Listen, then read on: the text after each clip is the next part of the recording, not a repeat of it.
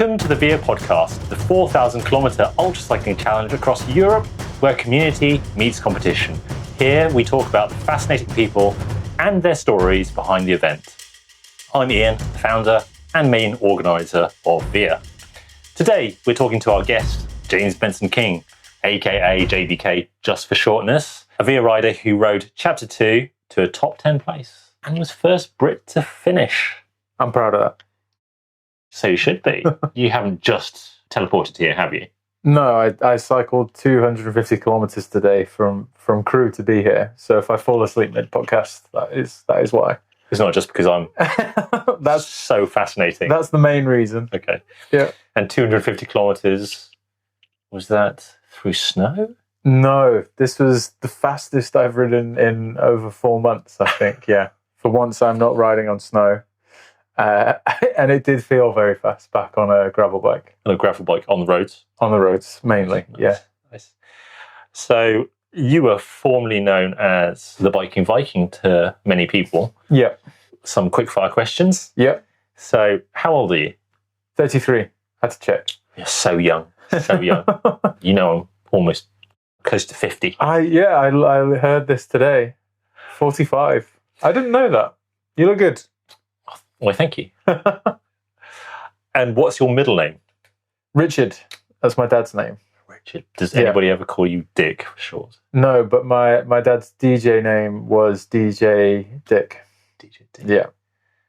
That's quite controversial. Yeah. That would be. Yeah. That would be. He wouldn't pass these days. It wouldn't pass muster in contemporary times. James Richard Benson King. Benson King. Yeah. That's 4 names. 4 names in one name. It sounds very,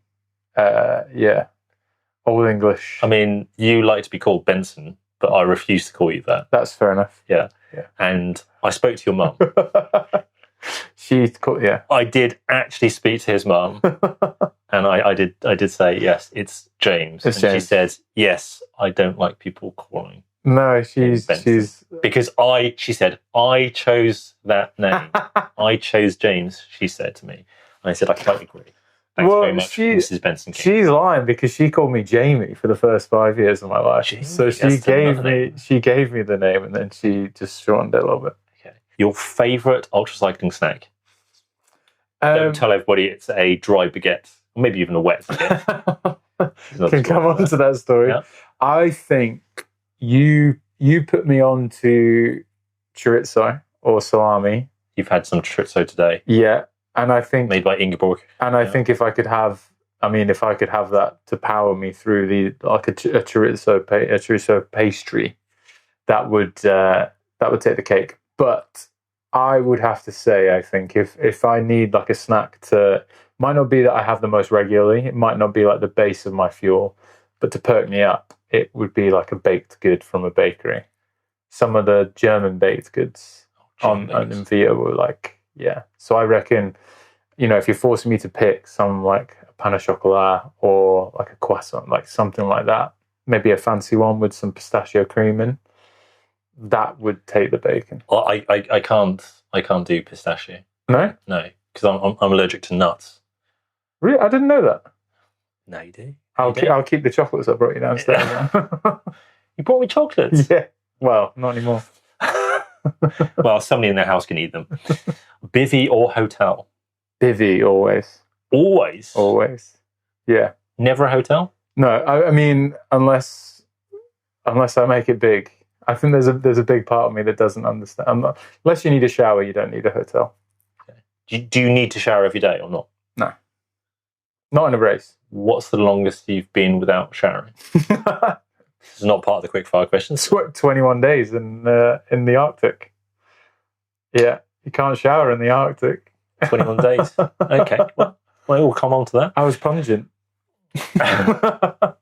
Should have rolled in some snow. Not yellow snow. Where you're living. So whenever I'm not travelling or working abroad or speaking, I'm based on the south coast in a town called Wimborne. In Wimborne, yeah. That's near Bournemouth. Near Bournemouth, yeah. Very near Bournemouth. Yeah. Right now, you are in my house. Yeah. In Chiseldon, still, yeah. Sunny Chiseldon. I'll be on the way back home tomorrow. Yeah. So you've come 250 kilometres from the north of England. From Crewe, yeah. So that's where my mum's side of the family are based. What is your profession, or what's your background in terms of jobs and things, and what you now do? So I used to be an operations manager at JPMorgan, so a banker of sorts. In Bournemouth? In Bournemouth, yeah. They have an operations and a tech hub. So I did a placement year there and then went back after my travels and built a career there. How long were you there for? 4 years. But I was vice president by the time I left, was managing 15, 20 people, and a lot of stress. And a lot of people, including my own family, didn't know why I was leaving, because the career was on the table. In terms of money? In terms of money, not happiness. That's typically the way that people judge your welfare in life. Yeah. Well, in England, I think it's a status thing. So you're building status through building wealth from your career. Yeah. And I still wrestle with that. That was part of your own self-worth. When you come from that culture, is derived from that is your status. Oh, for sure.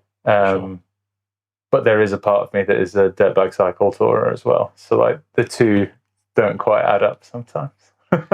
They're very opposed, aren't they? Yeah. Opposite ends of the spectrum.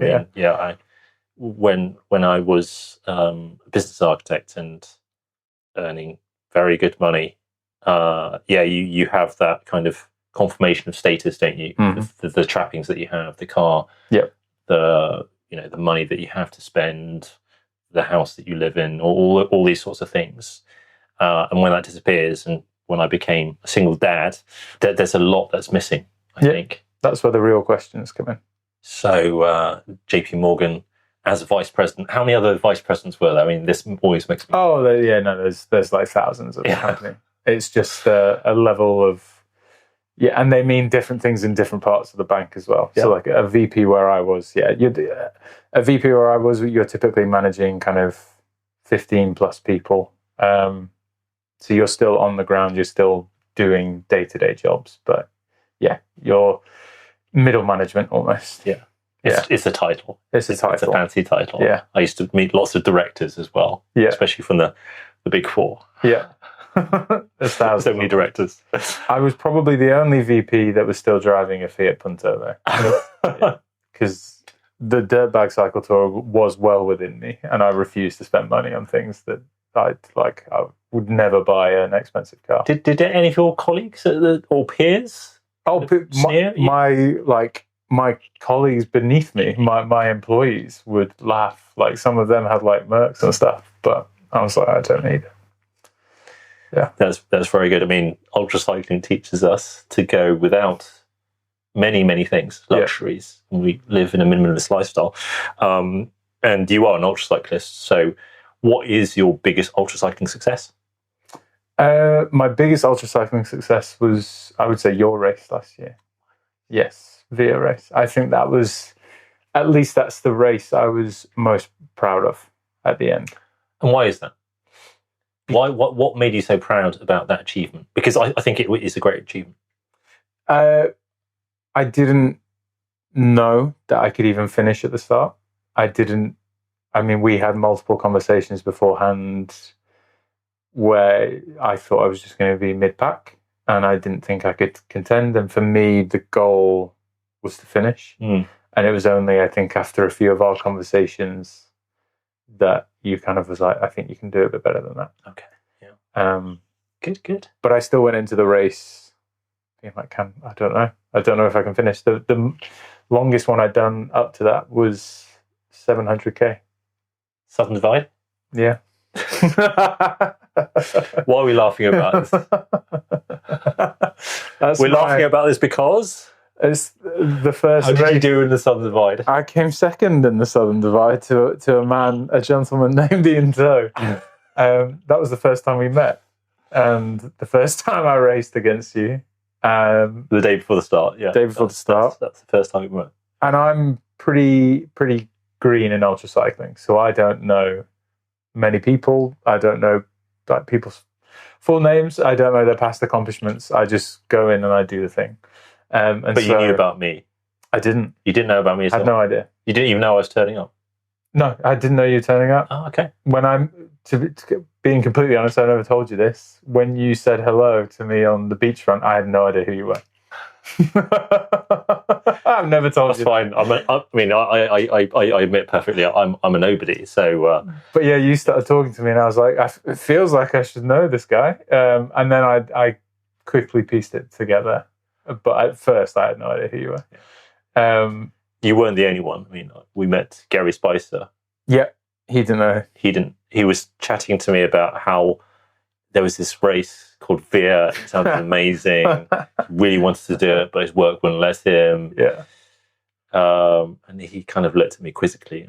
I said, "Yeah, you have no idea who I am," because he was obviously gushing about Via. Yeah. And there I am, just taking it in, just thinking, basking. This is lovely to hear.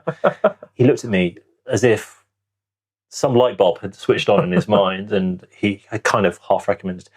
And then he went, "Oh, it's your race." Yeah. Cool. Nice to meet you. Thank you very much for all those compliments. Nice guy. Store them in a pocket for later. Yeah. Made me feel good. How about your other biggest sporting successes? I mean, because we can dig into Via at quite some length. Oh, yeah. That's like... Talk about that for days. 10, 11 days of fun. I mean, outside of under-17s county final, Dorset and Wilts, Bournemouth winning the county final, we chased that like... Is that rugby or cricket? That was rugby. That was a big... Because then we went on to... I mean, I could talk about this for days as well. But no, my rugby career, that was a big win. But in terms of sporting achievements and playing all the contact sports and stuff, I think the biggest achievement is probably still Guinness World Record in India last year. Another quickfire question. How did you originally find out about Via? Really bizarrely and really organically. I think I saw a video on Instagram of Via Chapter 1, and I kind of stored it away in my mind because I had a list of races that I wanted to do. And I added it to my race list for the next year. I think I originally signed up for Nelson's race in Kyrgyzstan. Yeah. Silk Road. And realised that my best friend's wedding that I was best man for directly coincided with that date. And Via didn't. So we won thanks to you. Yeah, I cancelled. I had to cancel my Silk Road application, and I signed up for Via instead. That's a happy wedding. And I smashed the best man role. Very good. Congratulations on that. So the big question now is when and why, which is more important, did you start ultracycling? When and why? Because you and I know each other. This is not the first conversation we've had. We've had many, many conversations, as you've alluded to, including some coaching from Via and at Southern Divide. But I think one of the things I didn't learn about you until I heard a podcast of you talking about it was in your childhood. To answer your initial question, the when was after I'd ridden Alaska to Argentina. So I quit my job banking to go and see what I was capable of, and I wanted to push myself. And so I decided to cycle from Alaska to Argentina on a touring bike, not ultra racing yet. But I started that trip not knowing if I was like even a cyclist. And then by the end, a few people had seen like some of the things I checked up on Strava, and they were like, "You're pretty handy on a 60 kilogram bike setup." And so when I returned back to the UK, I think it was a couple months after I returned, I signed up to a race with my friend Ryan Cobain. And it was both of our first ultras, and we kind of went in blind, not knowing what we were going to do. And that was my first ultra. What was it? That was Great British Escapades. It's a 480 kilometres around the southeast of England. Yeah, starting around Canterbury. Yeah, it's a really nice kind of beginner's race, I would say. There's lots of exit points so that you can, if you're not feeling comfortable, there's loads of towns nearby, loads of train stations. Kevin is like really, really friendly, and it's just the organizer, Kevin. Yeah. So it's a really nice race to start. But the bigger question of why, I think, is it's a long-winded one. if you'll indulge me. But I'm not sure. Maybe if you cut here. No, carry on. But when I was 6 years old, I was at a bus stop with both my parents, and I was complaining about my heart feeling funny. You actually said, my heart feels funny. Yeah, I remember. I didn't know what it was. I was like, my heart, like sometimes my heart feels funny, and it's happening now. And my dad's face kind of went white as a sheet, because he'd almost died 3 years earlier from a heart condition as well. They told him at the time that it wasn't hereditary, so it wouldn't be passed on to me.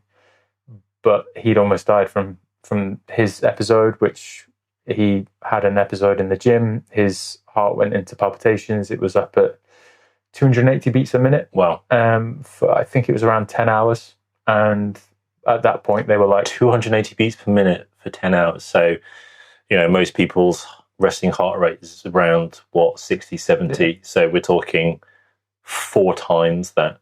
And they said it might have been less, but however long the time was, they were like, if we don't stop his heart soon, like he will die. So his heart will just combust. Yeah.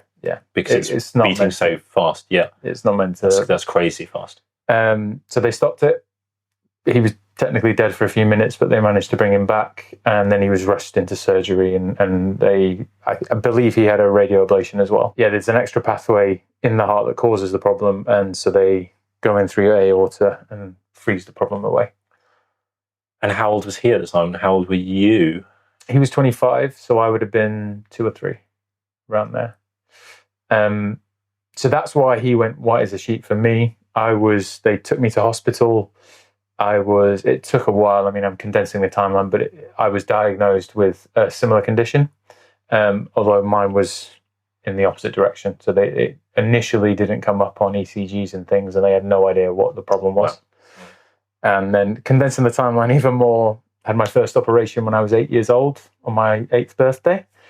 And that was quite a traumatic experience for me as a kid, because my parents didn't let on, but there is survival risks and things. And they decided not to operate because they would have had to give me a pacemaker, and the problem would have essentially caused too much damage in the heart at that age. So they decided not to operate, and then began kind of me living my childhood with this condition. So I was on beta blockers, which bring your heart rate down and try and control it, but I would still have episodes where I'd be sat here talking to you, and then my heart rate does the same as my dad's, up at 250.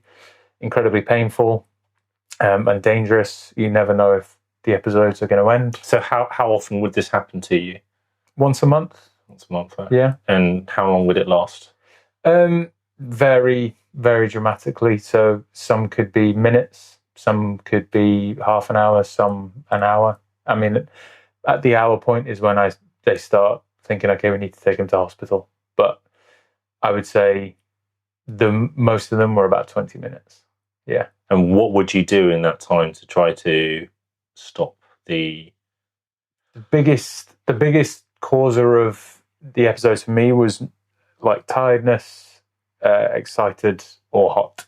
So in sports, like getting hot, getting overwhelmed, and that was like the biggest trigger. So whenever I was playing sports, I'd get a hot overheat, and then it would just be try and cool me down. So sit me down, ice cubes on the wrists, like cold water, anything to try and cool me down. So that must have affected your schooling. Oh yeah, you're doing PE or playing games. I mean, that was the biggest thing. Was the first few years I was taken out of all sports because my mum and dad were like, we don't want to trigger episodes. But I was just miserable. Like, I was a sporty kid and played football for club and for school, and taking that away, I wasn't doing anything. And so that was I think a big moment in my life was then being allowed back into sports and just realizing, well, life is to be lived. Like, doesn't matter how dangerous it is and how frequent these episodes are. Like, you have to just live with it and get by. And so, yeah, I stopped playing football, and then when I went back to sports, I decided to play rugby with one of my best mates. And these episodes would happen, all the time in games. But that was just... What, every single game that you played? I wouldn't say every single game, but 50-60% of games I would have an episode. Yeah. And how did your parents feel about you doing sport then, and you taking up rugby and you having that many episodes? Bizarrely, I never had a conversation around me stopping again. I don't remember like a teenage conversation or anything with my parents. That was never referenced, but it was always a joke that Mum hated me playing rugby because she couldn't watch because of the contact. But we never spoke about it after then. It was just understood. I was never going to stop.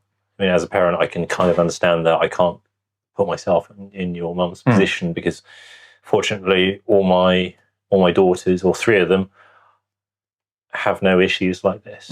So, it's minor things. Well, minor in terms of the physicality of their issues. Bit of eczema, bit of asthma, but nothing which could be perceived as life-threatening. And I'd never thought about it until here. Of like I think they dealt with it pretty well.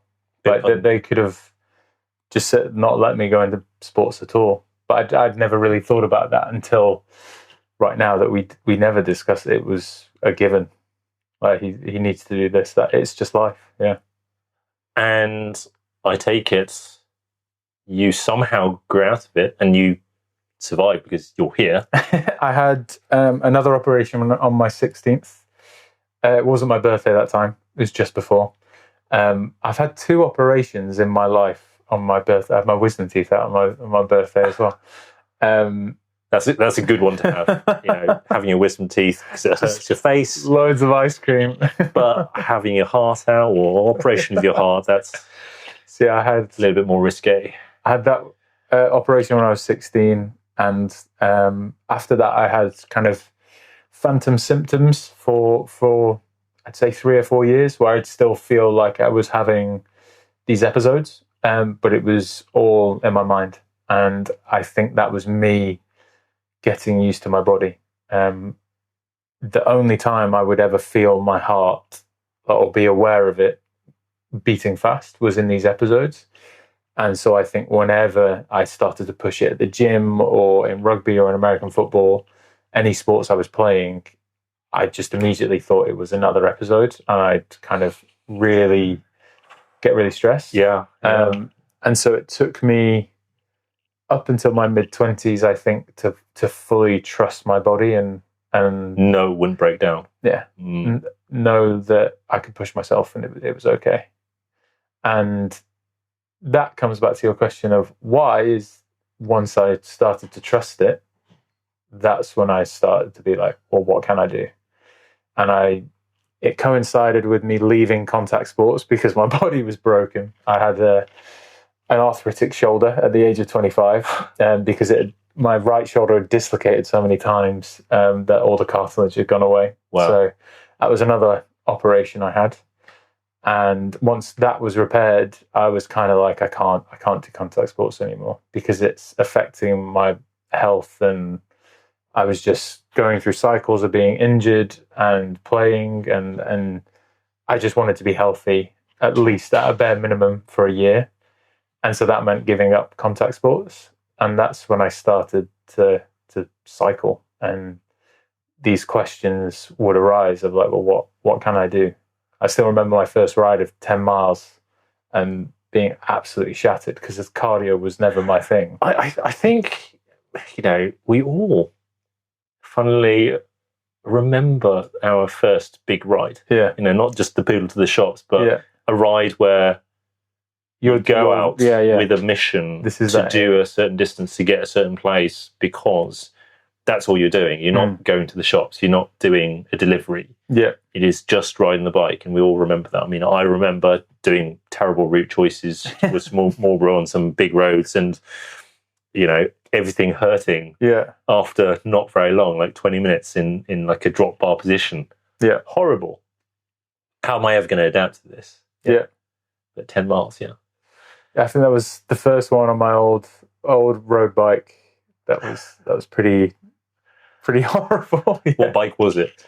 It was a oh God, was it a Carrera Virtuoso? It was a Halford special. Halford's jobby. Right. Yeah. So bottom of the range. How many gears? What, 7? I think it had 7, yeah, 7 or 8 gears. I mean, I've still got it. It's just my town bike, single speed now.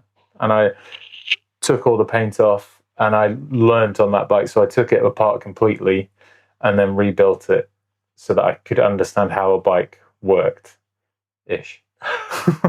Brilliant.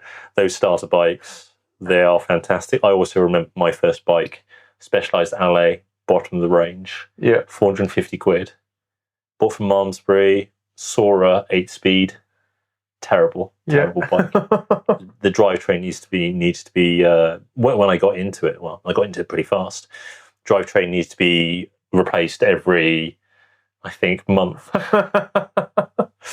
What kind of kid were you growing up, trying to play rugby? I probably just wanted to fit in. I moved around a lot. So when I was 14, I moved down south to southern England, and I think my school before was an all-boys school, and I just didn't get along really in that environment. I think I've always been a bit on the softer side, and although I played like rugby and these like tough sports, I definitely did better around girls. And so when I moved down to the south and was in a mixed school, I did a lot better, but was always like self-conscious and I think just looking to like fit in. Yeah. And you've retained a bit of a northern twang. A little bit in there. Yeah. I've just come back from crew as well, so it's gonna be reach strong. And you've also shown me photos of you that you were a slightly larger kid. I was a bigger lad. I think I struggled for quite some time. Yeah, I struggled. I mean, I still struggle with weight, and through counselling, I think it actually links in with the heart condition. Before my 8th birthday, my parents took me out. It was obviously you're having an operation the next day. They felt horrendous, and there was these desserts at like the pubs that we used to go to as when I was a kid. It was like a 4-person share a dessert, and I would always be like, "Can I have one?" And they'd be like, "No, you can't have one. That's ridiculous." And I think they felt so bad before my it's your birthday operation the next day that they were like, "Yeah, you can have it." That's understandable. I mean, if you could die during that operation, what's a bit of cholesterol and sugar?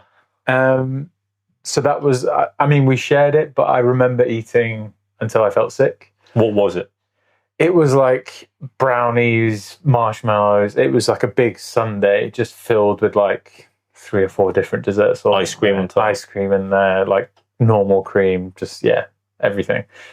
And I ate until I felt sick. And I don't remember this, but I'm insinuating that I felt sick and then I forgot about anything else that was happening. Like I just went to bed, cradling my stomach, not thinking about the next day and what I was really worried about. And through counselling and things, I've kind of worked through this, and maybe that's where, I mean, emotional eating itself is very common, but maybe this is what I learned as a kid.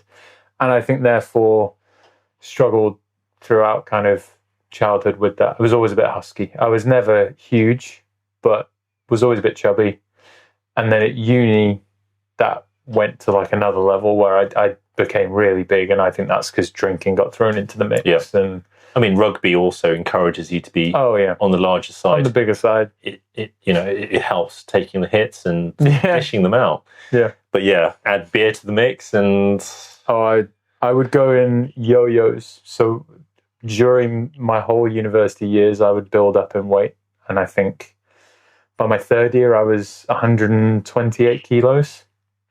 And over the summer, I would just do everything to not drink and try and get back down. And so I would just have these huge shifts where I'd lose like 4 or 5 stone over the summer and then would just slowly build back up throughout the university year. Do you still have those yo-yoing of your physical self? No, because there's less injuries in there. And so cycling actually helps me like manage it in terms of the gym training. Like I'm always doing these, I'm always exercising, and it helps me keep on top of it. But normally my eating habits, I would say, are really good. Like, they're a lot better than they used to be. Is that another kind of attraction towards cycling? Why you like it is it gives you more stability to your Gives me more life? freedom. Like the lack of injury. I mean, I know many people who've moved into cycling because of injuries through running or whatever it might be. Football is another common one, and they're often prescribed, oh, you might want to try cycling. Yeah. So given that the lack of injury, the consistency in your health, the well-being, but also the focus on, it's not necessarily performance, but when you're heavier going up a hill, you're going to go slower, and you feel that. I think for me, it gives me a bit more freedom. Like today, I'm going to burn, I don't know, 6,000-7,000 calories. So if I want a couple of baked things from Greg's when I'm having my coffee, like, it's okay. Yeah. And you can lean into it a bit. And I think in some cases it's a bit of not a superpower, but like, I think it's what helped me in like VIA, because I can stay fueled, because I know I can eat these large amounts. And with my polar adventures, like, I haven't got to worry about, like, can I eat 7,000 calories? I know I can eat 7,000 calories. Yeah. Most of the time I shouldn't eat 7,000 calories. So that's the problem. It's not the problem during the expedition. Yeah, and I think during VIA, a 4,000 kilometer event, you need to be basically eating as much as you can. Yeah. And so I think for you said one of your superpowers was you could just eat and eat and eat. Yeah. And so the recovery time is that much faster. But did you lose any weight during VIA? Oh, yeah. I think I lost 7 or 8 kilos. So what did you start off at? And I think I would have been 98, 99 kilos at the start line. And I think when I finished, I was about 91, 92. I didn't get to hop on some scales, but by the time I got home, I was 93, and I'd started to eat again already and recover. Yeah. In chapter 2, you were 8th. Let's talk about some of those expectations that you alluded to earlier. You went into the race. Yeah, I think it was after I got back from India. So what were your expectations then? I thought I was going to be mid-pack. To rewind a little bit, before I went into the Southern Divide, which was in early May. Yes. So it was May 9th. Before that, I had no idea how I'd stack up against any other riders. And my only experiences with that were the Great British Escapades, where I went from 99th to 20th after suffering many punctures. Yeah. And so that was, even then, I still thought I'm mid-pack. I then did the Equinox Omni Loop and I completed it, but I had to pull out. And again, I was only ever mid-range. And so that was my idea of what I was capable of. And then Southern Divide was my first taste of being like, oh, well, maybe I've got something. I don't know what that is. But even then I was like, it was probably just a smaller field or something like that. And then then went and did the world record, and that was all me. So it's just solo. And I think going into this race, I was like, this is a serious competition.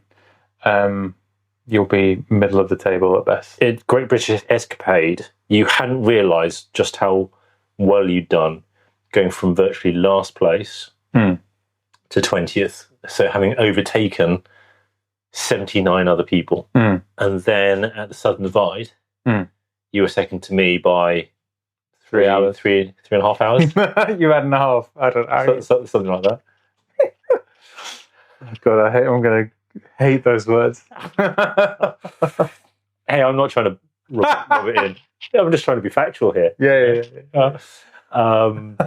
So you knew you'd gone under the previous record, or whatever it was, 52 hours. This is the conversation that we had at the start. You said that on your sheet, you could do it in... How many hours did you say again?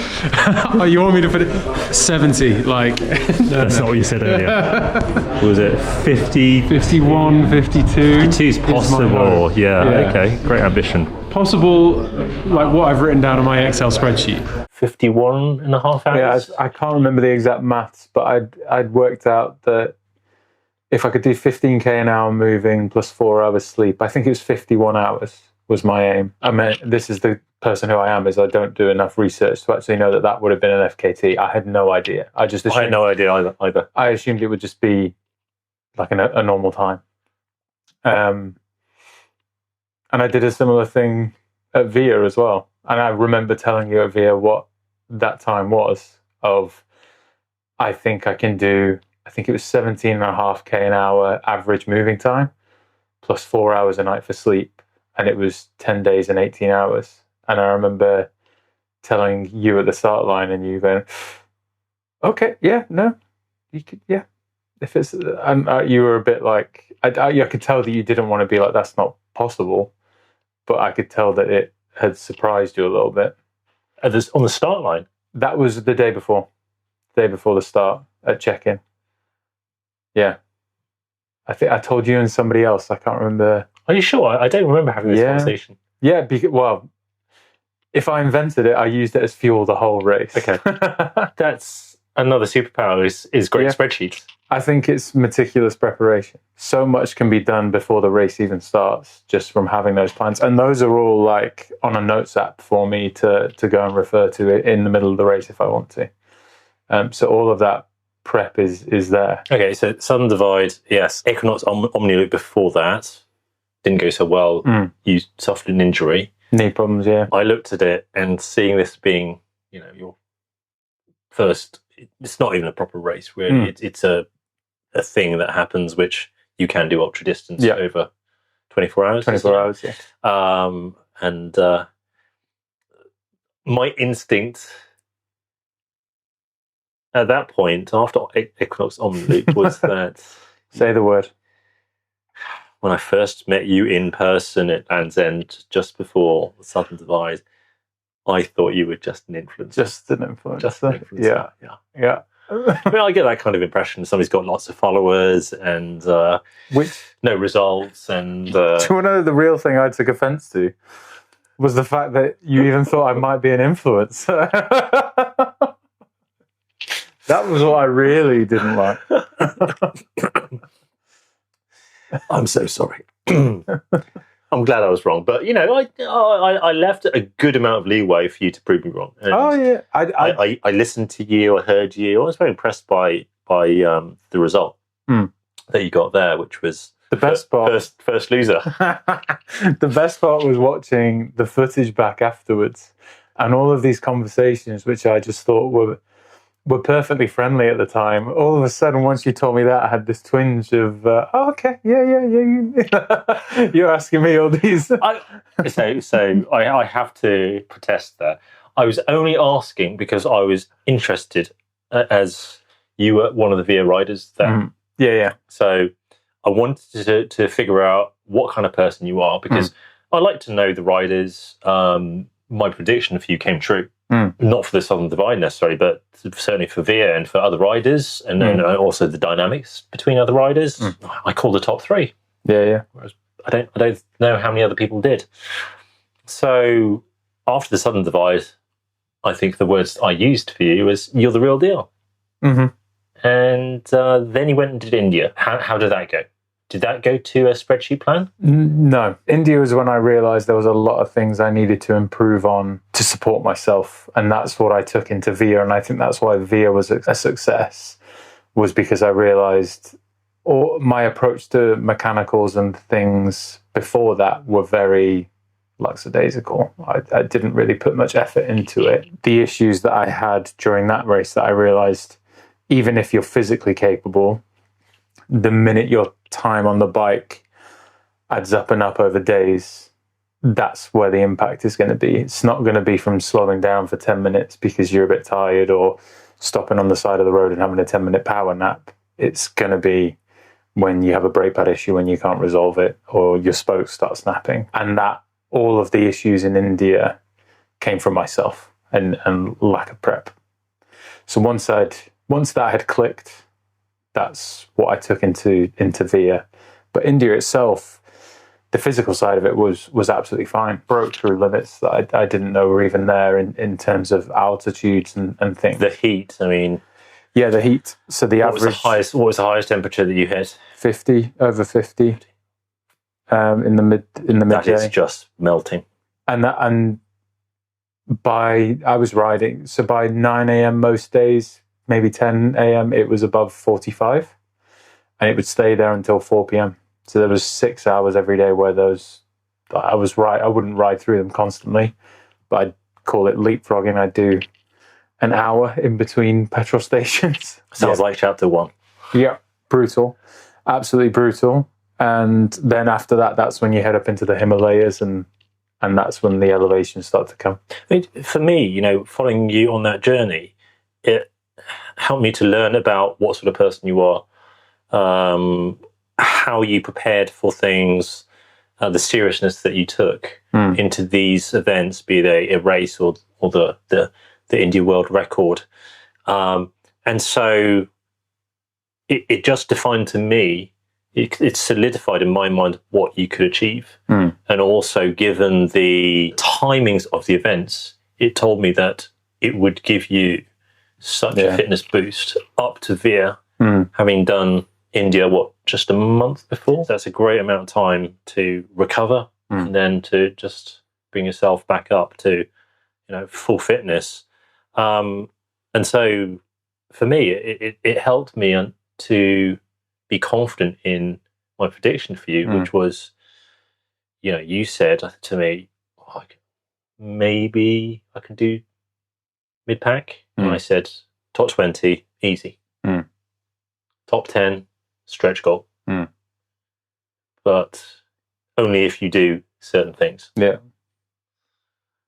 And so that immediately solidified in my head, we can get top 10. Yeah. So that's what I was aiming for. Okay. We had numerous conversations in the month before that. We did the Stone Circle gravel events together, where we rode for an entire day. We chatted. You dragged me around at the end, yeah. You looked so broken. I think I'd landed 48 hours before from India, and I probably shouldn't have done 220k. I shouldn't have done the bigger race. I didn't need didn't need to do that. I'm not sure why you did. I think the final checkpoint or rest stop, I had 3 cans of Coke just to try. I was finding them for you. Yeah, a cold one. And that dragged me through, and then just hugging your wheel into the finish line. You were suffering into that last checkpoint. So it was a long day. But no, there was lots of chatting and talking. But you hung in there, and then you went to see another person, didn't you, who had also had the impression of you. Yeah, I was just an influencer. So we had individually assessed you in the same way. But you're not. And I think you proved to everybody, including yourself, just how good you are. So yes, you ended up 8th. What were the major things that we talked about which you changed between India and Veer? The main things I changed, because it wasn't fitness, it wasn't the physicality of it. It was, I think I just said to you, you need to recover. Yeah, you need to do very little. You actually told me not to ride that much, and that was a big concern on my mind. The big anxiety was I need to still be training. And actually, instead of putting my time into the training, I poured all of my energy into preparation. I think the biggest thing that I changed would have been the bike setup, and actually taking time to think about how that was going to work. And I'd say the biggest decision out of that would have been dynamo lighting and dynamo to charge my power. That decision paid dividends every day. So that was, I'd say, setup in general, but that specific. I remember you bringing me a picture. Yeah. I don't know if I asked you to do it. I drew. Yeah, I remember drawing it. Yeah. Did I ask you to do the picture? No. I think you were probing around the setup, and then it just happened quite naturally. Yeah. We just ended up drawing it. And that was where the peanut butter tub idea was born, to shove food into my top tube, and just, God, that was disgusting by the end. But yeah, I think setup, that initially was the big one. I think I'd already played around with my spreadsheets and done timings and stuff, but I think after our conversation, I was going to go into the race without doing that. It would have been the first race I'd done without that level of planning.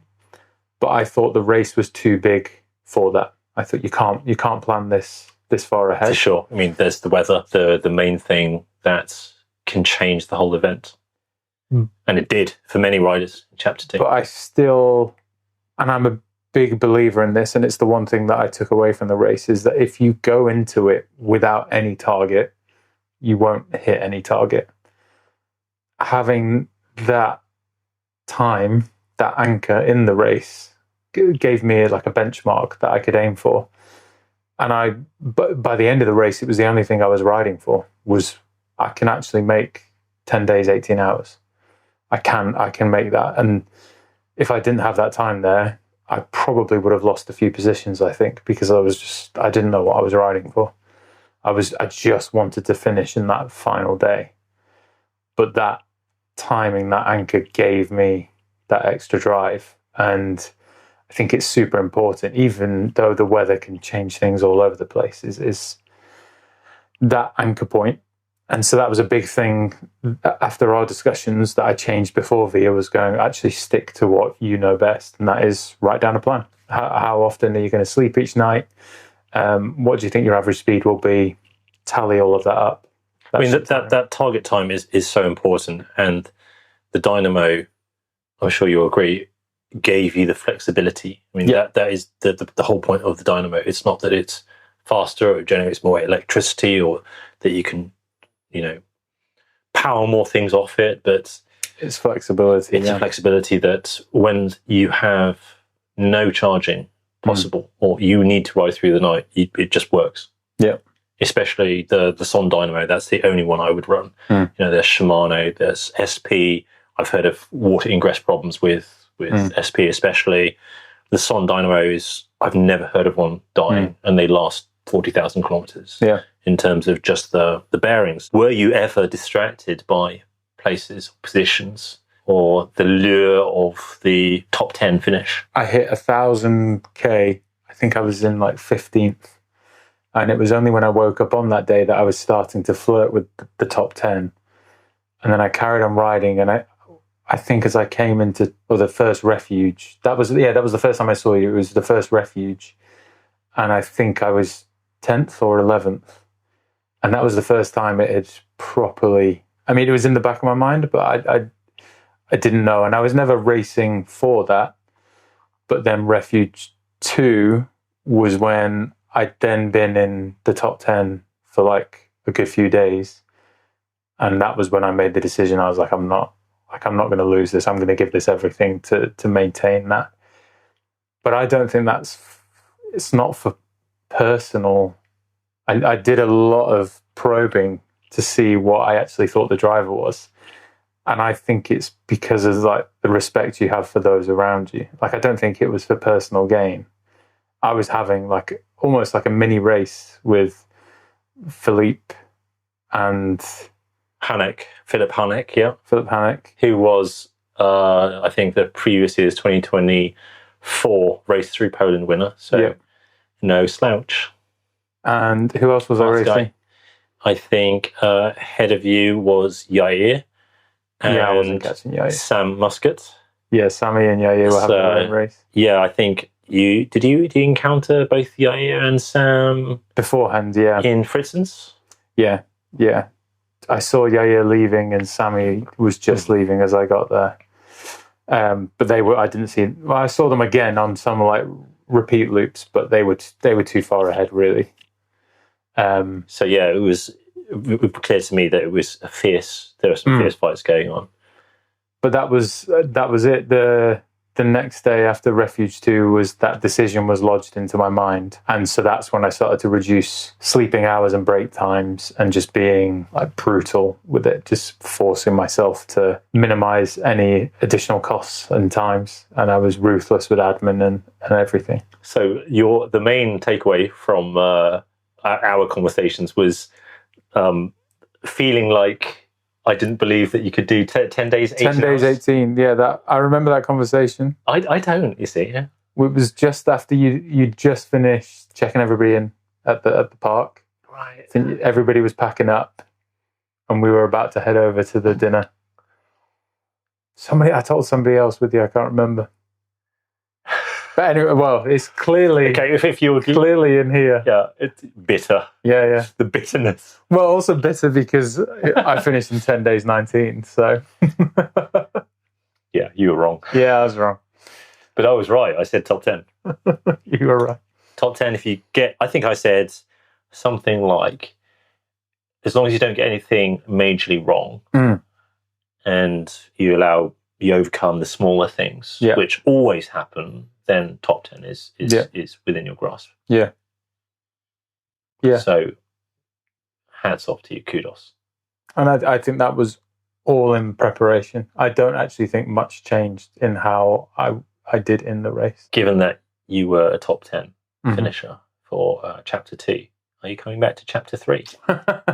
And what are your ambitions and plans for 2026? We're quite deep into it now in April. Well, I know you've been training in Sweden. Yeah, I know, but for the people that don't know you, I'm not coming. Well, I am coming back to chapter 3, coming back to chapter 3, but as a volunteer, as a team member, yeah. Hence the t-shirts. Part of the team. The way we've discussed my heart condition working is once I know I can do something, at least at the moment, once I know I've done something, it's kind of ticked off. And so last year, I realized with these ultras and with the world record, I can do those things, and it's a constant look of what next and what more. Yeah. And it's purely for me is almost like a spiritual journey to see what I am capable of, where my limits are. And so the next challenge is Antarctica. So I want to be the first person to cycle across Antarctica. I can't do that this year. I need to prove myself in the polar world. So this first year is also a world record, but to be the first person to cycle unsupported to the South Pole. Because of that, I don't want to risk injury or anything racing, but I will also I'm bulking, so I will not be in the best place to race 4,000 kilometers across Europe. So you're bulking because of the rigorous specific demands of riding in the cold? Yeah, purely being an endurance rider isn't going to be enough to get me to the South Pole. I will have a sled behind me that weighs 120, 140 kilos. A pulk. A pulk, yeah. A polka in Scandinavian, and I need to be able to move that around. And that sometimes I will be like pulling it through snow when I can't cycle. And there's sastrugi fields, which are kind of wind blown ice and snow compacted and hard packed, some up to 2-3 meters tall that you need to navigate through and over. So you need to be strong, and that requires building some upper body strength. Yeah. And that is not conducive to being ultra ready. On the road. On the road, yeah. Maybe fat biking. At least not in a form where I feel like I could compete and would be happy. And you'd want to compete. I'd want to, if I was coming, I'd want to compete. Yeah, I think the others would want you to compete as well. Yeah. Let's start with the conditions of Antarctica. The distance, the elevation, and the temperatures, the winds, the terrain. The distance isn't one to balk at, so it's only about 1,000 kilometers. But that will take, I think, a maximum of 2 months and a minimum of a month and a half if I'm traveling fast. And that is because the conditions are pretty brutal. So it's a constant climb. I'll start at just above sea level and travel to the South Pole, which is at over 3,000 meters. Because it is at the pole, the effects of the altitude are extrapolated, so it feels like it's about 5,000 meters.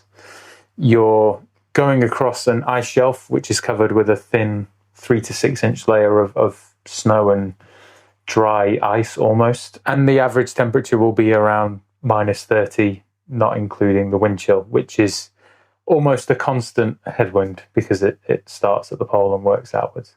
I think out of all those difficulties, I think both the softness of the ground and the cold are the biggies. Would you agree, or would you say that any of the other factors are, I think, more difficult than others? The biggest concern is one that I haven't mentioned, and that's, I know I can deal with those conditions. They are extremely debilitating and impactful, but things taking your eye off the ball for like crevasse fields and how sastrugi, like navigating over them and injuries from that, those are what scare me more, because they can happen so instantly and are life-threatening. Falling in a crevasse is not just the end of the expedition, but that is like death potentially, if not definitely. So those things scare me more than the climate and the weather, and that's where the climate and the weather impact you on those, because they will take your eye off the ball, and that's where you need to be like really dialed in and focused, so that you just can't not be focusing on the mission and staying safe the whole time. Yeah, I mean, at -30, you can't take your gloves off. No. So you're in gloves the whole day. So there's so much which is out of routine when you don't live in those conditions, or those temperatures, that you have to deal with your gloves on.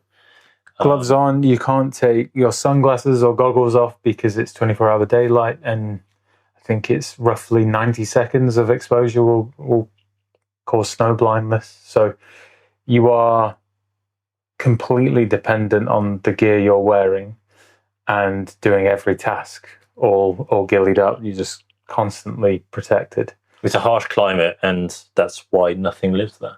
That's why nothing lives there. And I think you asked me why Antarctica, and it's because it's the hardest thing I can think of. That's the driver. That's the challenge. When I imagined falling into a crevasse, or the possibility of that, just like anybody else, they would be thinking, I'm thinking, is there anybody there to save you? There's a logistics company there's there for a safety support. So if I have a life-threatening illness or things of that nature, if my tent collapses, like, they are there to come and collect me, expedition over. But in Helicopter?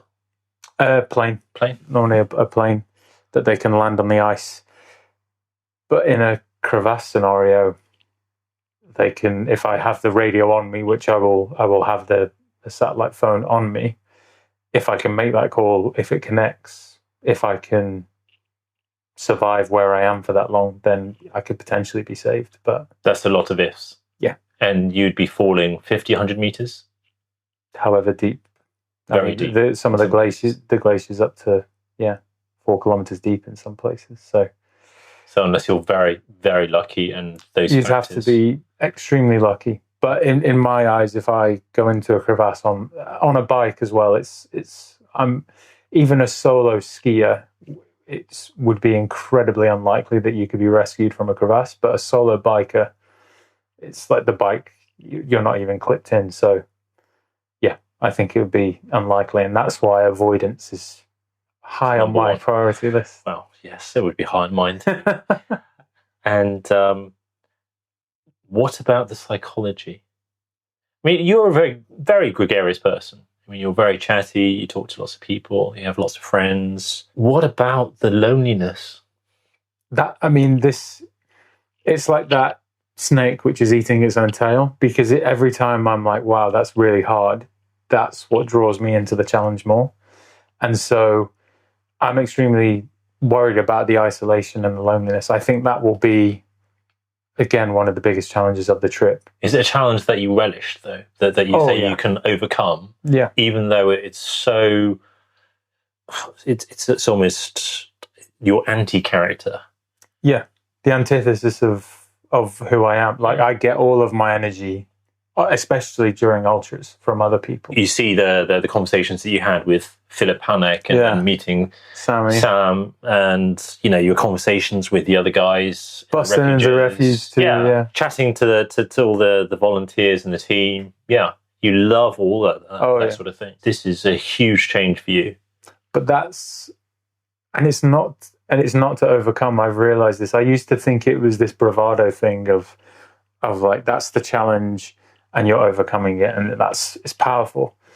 It is that spiritual piece. It's that when you delve into those incredibly hard and difficult places, you learn things about yourself. And for me, it is that it's seeing what I am capable of. Like, when you're a kid, you get to dream of being like a football player or whatever you want to dream of being. It's normally, for me, it was I wanted to be a football player, and that dream was kind of snatched away from me. I knew I would never be a football player from the age of like 6 onwards because I had this condition.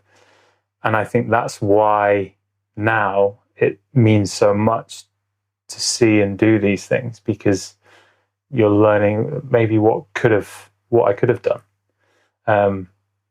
And maybe I'm taking it to a bit to the nth degree and pushing it as hard as I can. And who knows what will happen after this. But yeah, I think until that limit is found, I'll keep going. And, we talked about your northern twang. Yeah. How does that affect you? Your roots, your family, how has that shaped your character? I think it's... Because I guess for most Europeans who don't really understand the geography of England, England has, or the UK has a very much a north-south divide, where maybe it's past the Midlands, it's always a little bit further north to whoever lives there. Yeah. But you now live almost directly on the south coast, but you came from... a northern family, yeah. I think generically it's hardworking. I think my mum and dad didn't grow up with a lot. They worked for everything that they have. I think that's been instilled within me. Speaking to my grandparents as well, my granddad literally had nothing and made everything himself. And just that hard-working energy is deep within me. But I think the biggest example of that was when I moved down south when I was 14, and I got to pick the school that I went to, and picked it solely because they had rugby tours that went to South Africa, New Zealand, Australia, and I said I want to go to that school.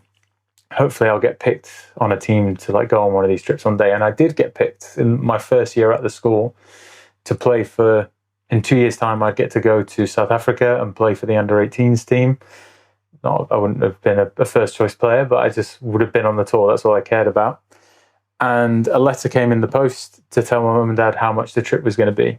And they told me that they couldn't afford it. And I remember I was distraught. And they were like, "We're not telling you can't go. We're just saying we're not going to pay for it." And so at the age of 14, I was like, I will do anything to get that $2,000 so that I can pay and go to that trip. So every birthday, Christmas gift from anybody that was willing to give me a birthday or Christmas gift was, I asked for money, and it all went into a bank account. All of my savings that I had from kids and grandparents giving gifts and things was everything was put into there. I got a job. I did all kinds of weird and crazy challenges to try and raise money and side hustles, and everything all went into... I remember selling playing cards, Yu-Gi-Oh cards, anything I had to make it work, and paid for that trip when I was 16 myself. And I think that comes from my northern roots of if you want something, go and get it, go and work for it. And that, seeing it work firsthand at such a young age, just really, that lesson just embedded itself, is you can do anything you want if you work for it. And I know that from having tried and failed at records twice, raising the money to fund that record is something which people forget about. Oh, yeah. The only really, I guess, most prominent activity is the training.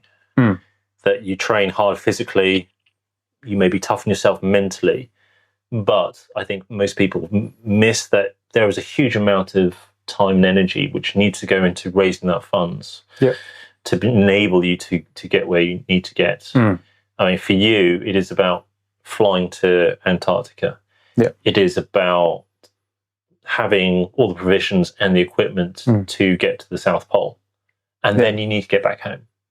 Insurance, hotels, air travel. It's a very expensive endeavor, and you have to work with brands and partner with brands and convince them that you can add value to them. And that was the biggest block. And not only is it a lot of time, it's essentially a full-time job.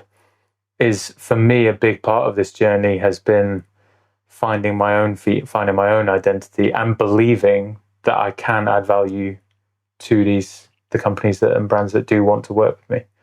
And it's that self-confidence thing again, is understanding what I have and what I can offer, and being proud of it, and speaking about it. Yeah, not shying away. I think it's a hugely stressful thing, which gets underplayed a lot in that doing that fundraising.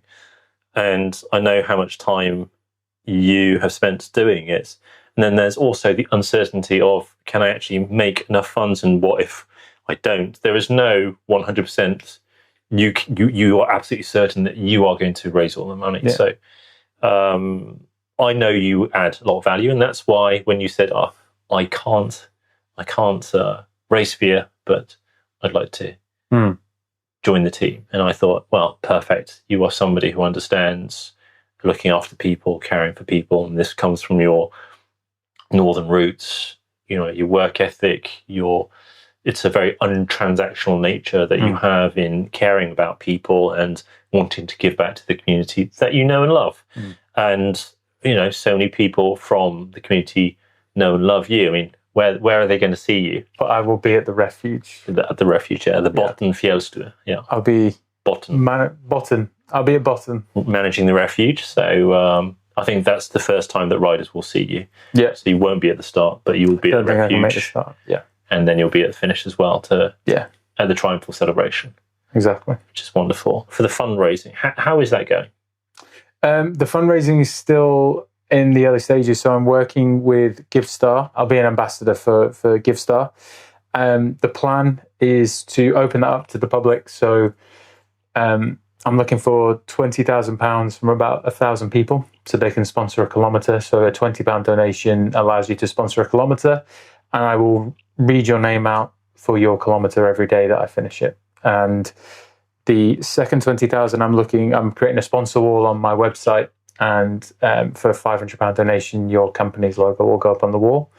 And then the rest, I'm hoping obviously to raise more than that, but every donation on top of that is just kind of, added extra. I'll certainly give to you. So I'm hoping to raise 40,000 for cardiac risk in the young. Cardiac risk in the young. And you've raised money for them before? Yeah. So I think to date, I've raised about £15,000 for them. I like to raise in batches of 2,500 because £2,500 funds a day's worth of screening.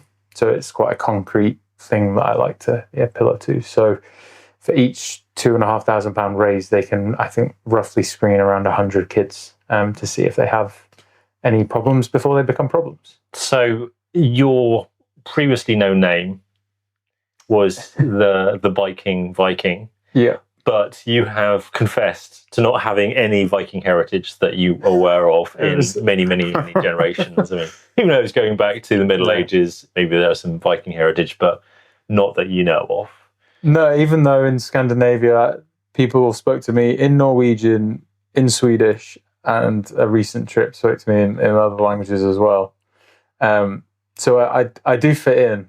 But no, I think the name initially was given by two Belgian girls that I was traveling with in Australia.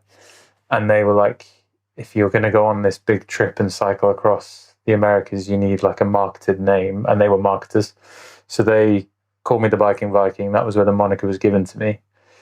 But I think the time has come now where I had a bit of an identity crisis around Christmas and like 4 months ago. And I think it was because I thought I'd have everything figured out after 2 years of trying to be a content creator, a speaker, a cyclist. Like I thought I'd have it figured out as a business model. And if I didn't have it figured out, I'd have called it quits. That was where I was. And so when I was in Sweden training on my 3-week training expedition, I kind of had all of these questions in my mind and finally resolved them And the way I did that was, if I could never do a challenge again, but I could speak about them and post content about old ones, would I be happy? And I wouldn't without that challenge. If I could do challenges, but I couldn't speak about them or post content about them, would I be happy? The answer is yes, because I'm pushing myself and figuring out what I'm capable of. And so what I realized is that the challenges are what are important to me, and that's who my identity is. I'm not a speaker that occasionally does challenges. I go out there and I want to do polar expeditions. I want to do ultra races. I want to learn lessons from them, and I then want to use that to inspire and empower others along the way. And ultimately, what that is honoring my opportunity of life. That's what I have figured out. That's why I want to do these challenges. I want to make the most of. I overcame my heart condition. I'm here. Let's go live life.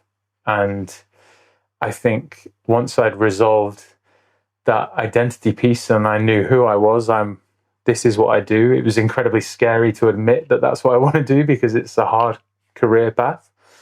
But if you're going to dream, then go dream and go big. And once I figured that out, I was like, okay, so the speaking and the content creation comes second. But if I am this, it's James Benson King is the person who does the adventures and the challenges. It's not the Viking. I don't need this moniker anymore. I know who I am, and that's me. Pete couldn't be here today. He really wanted to be here, but instead he sent a bunch of questions. Oh, God.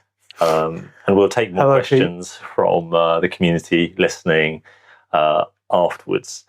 So he said, and he didn't know about your identity change or identity refresh. Yeah. If a bear goes to the loo in the woods, where does a Viking go in the Arctic or Antarctic? I think I posted a video recently which Pete loved, and that was of me teaching the masses how you go to the toilet in Arctic conditions. And so I think he knows full well where a Viking goes, and that is you dig a hole and you de-trouser, and that's where you go, is in a hole in the snow. Not in a bag? What are you going to do in the Antarctic? In the Antarctic, you only have to bag up your poo in the final degree, in the last degree. Outside of that, it's a free-for-all. And in Sweden, we were bagging it up when I was near the school, just because there's so much footfall. You don't want to be treading on other training schools' poop. But out in the wilderness, I was going to the woods and digging and making sure nobody else would ever tread on it. Yeah. Okay, that's good. Good to keep the environment nice and clean, and the podcast. Yep, of course. So if a bear goes to the loo in the woods, then a Viking goes to the loo in a hole. Yeah. Sometimes in a bag. Okay, so fueling. James is a big dude. Big dude. 103 kilos at the moment, I think. Yeah. He must burn a lot of calories, especially in the cold. Do you have a strict plan for races or records, or are you just eating when you're hungry? For expeditions, it's extremely strict. I have a spreadsheet Spreadsheet powers. with all of my meals on and the timing. So I'll take the same breakfast every morning, roughly 10 snacks, one per every break, and then an evening meal and a little pudding as well. And so it's all down to like the T. I've worked out all of the carbs, all of the calories, and most importantly, the weight of the food, to make sure that it's not incredibly heavy to carry at the end of the day. I think we saw a lot of cheese and a lot of sausage. Cheese, pepperoni, carb bars, porridge for breakfast, nut butters. In your Swedish supermarket sweets. Yeah, they weren't the best. I won't be taking them to Antarctica. What, the sausages or the cheeses? The sweets. The sweets. Sweets aren't going. Okay. But then for races and challenges on the bike, not in the snow, it's a bit more. I have foods that I like to hit, but it's a bit more when I'm hungry. So, cheese, sausage, that's all good to me. Yeah. Inspired by Ingeborg. Yeah, absolutely. So, you told Pete that you had considered removing your brakes for your Antarctic expedition. Why? I realised. I think he was quite insulted by this, or Was he? or horrified, maybe just horrified. Maybe horrified. I didn't say no. I said remove the brakes, make it fixie. This is what I said. Okay. And I'm trying to think, and I'm still trying to think of a reason when this wouldn't work. When you're in the snow, you have a natural brake constantly. In fact, the minute you stop pedaling, you stop going anywhere. 99.9% of the time. If there is ever a case in Antarctica where I'm picking up that much speed, I think I'll be too busy laughing to even care if I fall off. Like, I'm assuming I'll be pacing along and incredibly happy that I'm covering that much distance. You don't imagine yourself like taking your feet out of the cleats or off the pedals and then doing like a Superman pose? If I do that, like, things are going incredibly well. And so for that reason, taking the brakes off is just a weight loss. Like, it's just you're saving carrying needless brakes. And also fewer things to go wrong. Yeah. Check a fixie in the back. You've got a brake there if you need it. Yeah. Fewer gears, no brake levers, no brake calipers, no need to worry about the fluid inside the hoses or cables. Exactly. Nothing goes wrong. Okay, all right. That makes more sense. I haven't told Pete one more thing that I'm thinking about Which removing. is? No helmet. No. The hair. Oh, the hair. I'm thinking about shaving it. Thinking about? Yeah. Is it coming down to a vote? Is it Well, weight saving? Is it safety? it's another task that I just wouldn't have to worry about. But surely, if you fall down the crevasse, you can Cling onto the hair. No, turn it into a rope I saw, and climb out. I saw Lael Wilcox's post. Have you seen this one? Is this the specialised aero thing? Yeah, where they did aero tests. I don't think aero is going to matter No, but in Antarctica. I mean, what's the average speed? for Lael, she'll save watts. But for me, it's time. It's a time The thing. hair care. Yeah. So I'm also looking into laser eye surgery as well. Oh, Because of the yes. contact lenses, it's 5 minutes every morning, and there's hygiene risks. I could get you don't want infections. to touch your eyes. So I'm thinking laser eye surgery potentially, and donate my hair. Start again. I would definitely recommend laser eye surgery. I had it many years ago. Mhm. I never looked back. That's bad. But not the hair. You wouldn't recommend the hair. I can recommend it. Yeah. It's getting worse. Dad jokes, father of three. I'm allowed to. It's my right as a dad. So yes, I don't know. Shave it. It's a different look. How about the facial hair? Facial hair can stay. That takes no maintenance. Okay. But yeah, Do you think it would just grow out massively and you wouldn't shave it? I think I wouldn't take a shaver. We're talking about the facial hair, by the way. Facial. Yeah, I wouldn't take a shaver with me. So it would just grow out. Provides warmth. But yeah. Okay, that's interesting. So maybe we should have a vote. Should James JBK shave all these lovely, lovely locks? I mean, he's famed for these lovely locks. Yeah. But this is it. I know who I am deep down now. I don't need the hair anymore. Don't need the hair. You only grew the hair to be the Viking. No, but I found out. This was the start of my trip when I went traveling. Was when I started growing my hair. Oh, I see. 2016. From Alaska to Argentina. Before that, Yeah. Next one, Antarctica. When is it? I think you'd answered this previously. It's this November? This November, yeah. So November 2026. How long will you be away in total? Because I know you said it's possibly between a month and a half to 2 months on the ice, trying to get to the South Pole. Yeah. I mean, it could be longer than that, but I've done some testing in Sweden, just pushing the bike and pulling the polk in one day. So and you were in Sweden for 2.5 months? 2.5 months. Yeah. And in that time did a 3-week training expedition and did lots of tests on that trip, and one of which was just walking the whole day and seeing how far I could go. And the minimum seems to be 15k. Are you counting your Brexit days? I'm close. Yeah. Because I spent 71 days Yeah. in Norway from the 19th of December, just before Christmas, Yeah. until late February. And then I came back. We moved a van load of our stuff. So that was another 7 days in Schengen. So I'm up to 78 days. Yeah. And for anybody who doesn't know, especially you, EU citizens and EEA citizens. Lucky buggers. Lucky you. Us Brits are now only allowed 90 days out of every 180 days. Are EU people only allowed 90 days in England? I mean, why would you? But does it go both ways? Don't know. Interesting. Yeah, why would you go the other? Yeah, I can't imagine more than a 3-month holiday. Stay in Europe. Yeah. Lucky. Well, what are you up to? I think I'm about 80, and I've got a trip to Chamonix for glacier training coming up. You're going to be close. I'm going to be close. Because your Brexit clock only started ticking in January 22nd or something. Yeah. When we did Fat Viking. Fat Viking. In Yalo, Norway. The plans for next year to do Antarctica safely this year and successfully to get to the South Pole. And then next year, November again? Would be November again to do the full crossing. Yeah. Full crossing from sea to sea. We'll see if that's possible, but definitely across the continent itself. If I can do from ice shelf to ice shelf, it would be a big undertaking. But I'll see how I think the conditions are. How far would that be? If this year's crossing to the South Pole is 800k, what is next year's?